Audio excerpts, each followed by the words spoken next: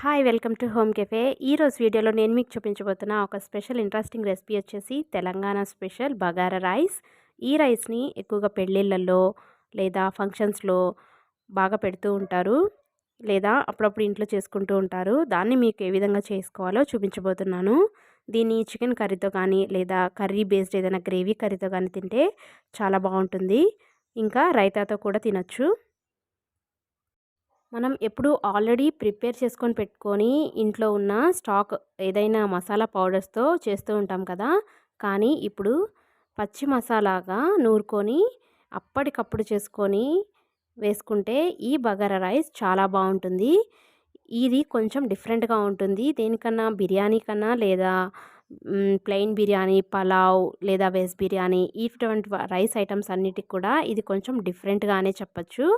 ఈ రైస్ని తెలంగాణ స్టైల్లో ఏ విధంగా చేయాలో నేను మీకు ఈరోజు చూపించబోతున్నాను. ఇంకొక విషయం ఏంటంటే, ఈ రైస్ని తెలంగాణ స్టైల్లో ఆల్రెడీ అందరూ పెళ్ళిళ్ళల్లో ఎక్కువగా ఇదే తరచుగా పెడుతూ ఉంటారు. బిర్యానీస్ అనేవి కాకుండా ఈ బగారా రైస్నే ఎక్కువ ప్రిఫర్ చేస్తూ ఉంటారు వాళ్ళు. దీనికోసం నేను అప్పటికప్పుడు పచ్చి మసాలాతో ఏ విధంగా ప్రిపేర్ చేసుకోవాలో చూసేద్దాం పదండి. మెయిన్ ప్రాసెస్లోకి వెళ్ళే ముందు మనం ఫస్ట్ ఇది ప్రిపేర్ చేసుకొని పెట్టుకోవాలి. ఫస్ట్ ఒక బౌల్ తీసుకొని అందులో బాస్మతి రైస్ యాడ్ చేసుకుందాం. నేను ఒక 2 గ్లాసెస్ వరకు తీసుకున్నాను బాస్మతి రైస్. మీ ఇష్టం, ఈ క్వాంటిటీ అనేది మీరు ఎన్ని గ్లాసులైనా తీసుకోవచ్చు. దానికి తగ్గట్టుగా వాటర్ అనేది నేను తర్వాత చెప్తాను. సో ఈ బాస్మతి రైస్ని ఒక 2 టైమ్స్ వరకు వాష్ చేసేసుకొని వాటర్ అన్ని తీసేసి నెక్స్ట్ దాన్ని ఒక హాఫ్ అన్ అవర్ వరకు నానబెట్టుకొని పక్కన పెట్టేసుకోవాలి. అప్పుడు రైస్ అనేది చాలా బాగా వస్తుంది మనం కుక్ అయ్యేటప్పుడు. సో ఈ విధంగా పక్కన పెట్టేసుకోండి. నెక్స్ట్ పచ్చి మసాలా కోసం ఒక మిక్సీ జార్ తీసుకొని అందులో 1 ఇంచు దాల్చిన చెక్క, ఒక 3 లవంగాలు వరకు వేసుకోవాలి. నెక్స్ట్ ఒక 2 యాలకులు, తర్వాత ఒక అనాస పువ్వు. ఈ విధంగా అప్పటికప్పుడు మసాలాలన్నీ వేసుకొని చేసుకుంటే చాలా బాగుంటుంది. నెక్స్ట్ ఒక హాఫ్ టీ స్పూన్ వరకు మిరియాలు వేసుకోవాలి. నెక్స్ట్ వచ్చేసి ఒక 2 టేబుల్ స్పూన్ వరకు ధనియాలు వేసుకుందాం. ఈ ధనియా పౌడర్ అనేది మంచి ఫ్లేవర్ ఇస్తుంది ఈ విధంగా పచ్చిగా వేసుకుంటే.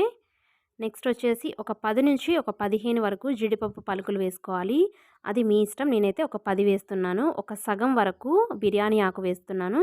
నెక్స్ట్ ఒక 4 లేదా 5 ఎండు కొబ్బరి ముక్కలు. నెక్స్ట్ ఒక స్పూన్ వరకు గసగసాలు వేస్తున్నాను. తర్వాత ఒక హాఫ్ స్పూన్ వరకు జీలకర్ర అనేది యాడ్ చేసేసుకుందాం. వీటన్నిటిని మొత్తం కలిపి ఫస్ట్ ఒక ఫైన్ పౌడర్ లాగా మిక్స్ చేసేసుకొని పెట్టుకోవాలి. పదండి మిక్స్ చేసేసుకొని వచ్చేద్దాం. దీన్ని వీలైనంత మెత్తగా ఫైన్ పౌడర్ లాగా ఈ విధంగా వీడియోలో చూపిస్తున్నట్లుగా ఈ విధంగా పౌడర్ చేసి పెట్టుకోవాలి. తర్వాత దీంట్లో ఒక హాఫ్ ఇంచు అల్లం, అంటే ఒక 5-6 ముక్కల వరకు అల్లం వేసుకోవాలి. నెక్స్ట్ ఒక 7 నుంచి 8 వెల్లుల్లి రేఖలు వేసుకోవాలి. నెక్స్ట్ అదే దాంట్లో ఒక పెద్ద టమాటాని ఈ విధంగా 4 ముక్కలుగా వేసుకొని అవసరం పడితే కొంచెం వాటర్ యాడ్ చేసుకుంటూ దీన్ని మెత్తగా పేస్ట్ లాగా ప్రిపేర్ చేసుకొని పెట్టుకోవాలి. పేస్ట్ అనేది చూడండి ఈ కన్సిస్టెన్సీలో ఉండేలాగా చూసుకోండి. నేనైతే కొంచెం వాటర్ అనేది యాడ్ చేసేసాను. ఈ విధంగా పేస్ట్ అనేది ప్రిపేర్ అయిపోయింది.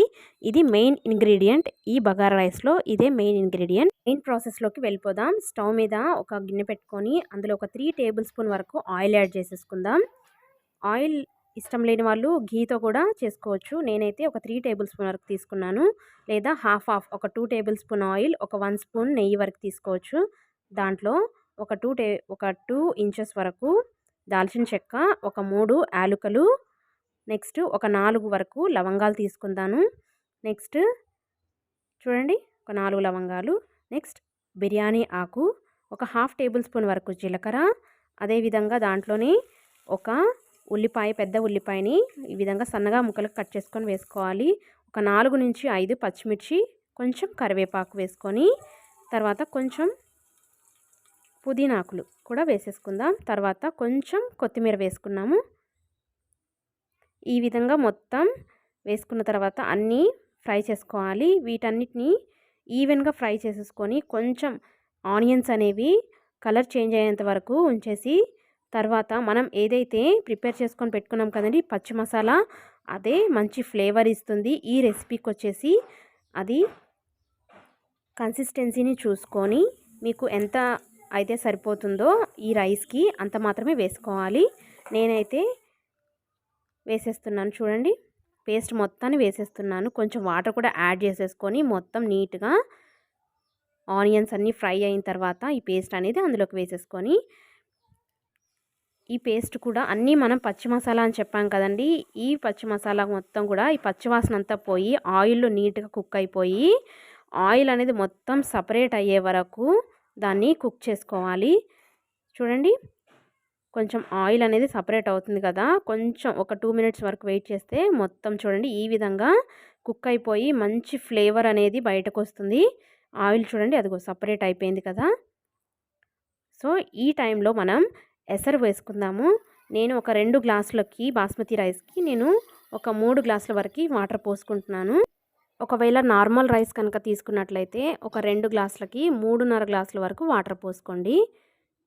ఈ విధంగా మొత్తం కలిసేటట్టుగా కలిపేసుకొని, మనం ఎక్కడ కూడా సాల్ట్ అనేది యాడ్ చేయలేదు కాబట్టి ఈ రైస్కి తగ్గట్టుగా సాల్ట్ అనేది యాడ్ చేసేసుకుందాం. నేను ఒక 2 టేబుల్ స్పూన్ వరకు సాల్ట్ వేసేసుకుంటున్నాను. అంటే మసాలాలో వేయలేదు, ఈ రైస్ ఐటమ్స్ ఆనియన్స్లో కూడా ఎక్కడా వేయలేదు కాబట్టి నేను ఒకేసారి ఎసర్లో వేసేసుకుంటున్నాను కాబట్టి 2 టేబుల్ స్పూన్ వేసుకున్నాను.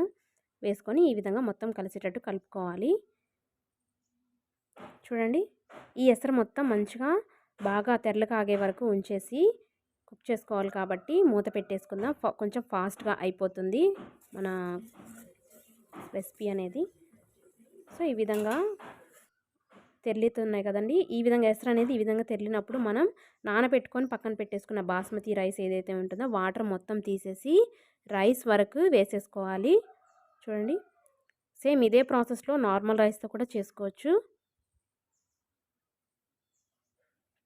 మొత్తం వేసేసిన తర్వాత నీట్గా కలిపేసుకోవాలి. అంటే ఫాస్ట్గా కలపకూడదు, వాటర్ అనేది కొంచెం హీట్గా ఉంటాయి కాబట్టి ఈ బాస్మతి రైస్ వేసినప్పుడు విరిగిపోతుంది రైస్, కాబట్టి స్లోగా కలబెడుతూ ఉండాలి.